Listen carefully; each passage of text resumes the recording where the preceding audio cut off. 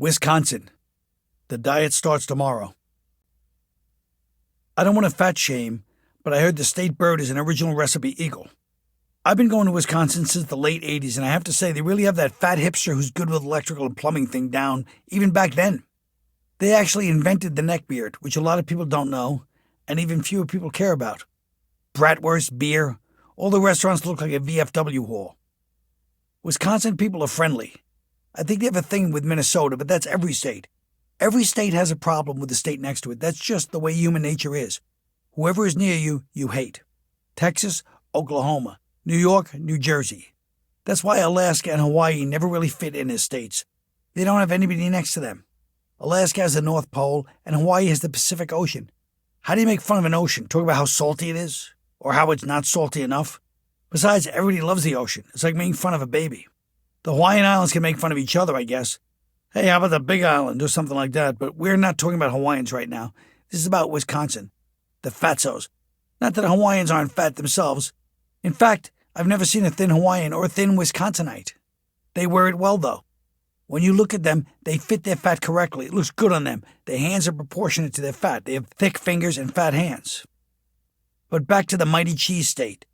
There's something about people that make cheese that bugs me big time. I don't like it when people eat cheese. Just the way they bite down in slow motion makes me angry and sick. Because I don't really like cheese myself, except for on pizza. Their bratwurst is fine, though. Beer and bratwurst are what they love in Wisconsin. Yes, it's the Nazi diet. That's how Hitler got popular. He'd walk into the beer halls and start glad-handing everybody. Hey, how you doing? How's the beer, Hans? Hey, Ralph. Really killing that bratwurst. I'm not saying Wisconsinites are Nazis, but I am saying Nazis would feel happier in Wisconsin than, say, in New Mexico. Because of all the Mexicans. Although, to be fair, the Nazis never really weighed in on Latin people. They had plenty to say about the Jews, and they even got racial about black people with Jesse Owens, but they partnered with Japan, so you can't say they were totally racist. And on Mexicans, Hitler never gave a speech, "Und wie must stop these Mexicans auf eigen Schweinhund." I'm not trying to be a Nazi apologist.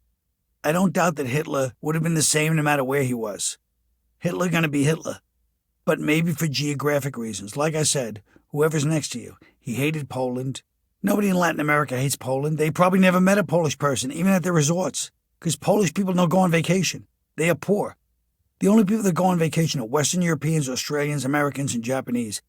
Everybody else, if you see them in your country, they're not taking pictures. They're looking for restaurant work. Speaking of which, have you ever met a Wisconsinite at a resort? They don't go either. They'd stick out like a sore thumb. They aren't used to wearing shorts because it's too cold, and they don't sell bathing suits up there because you'd go out of business immediately.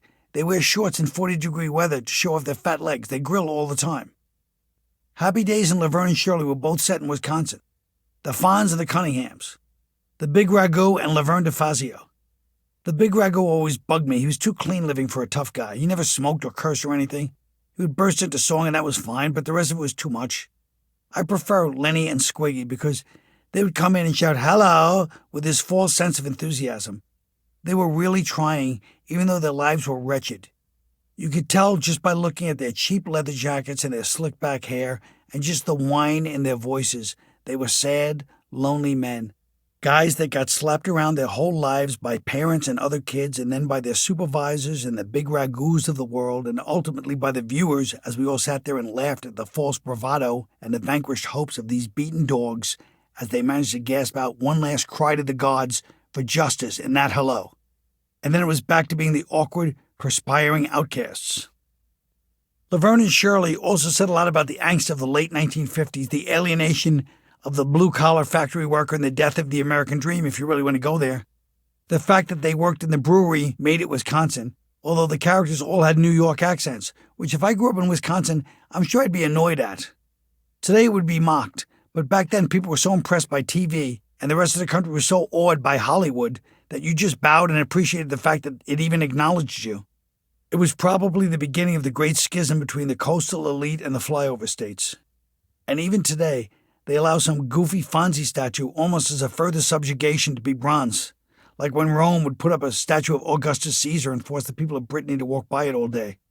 Or in Ireland, how the British flag makes them so angry.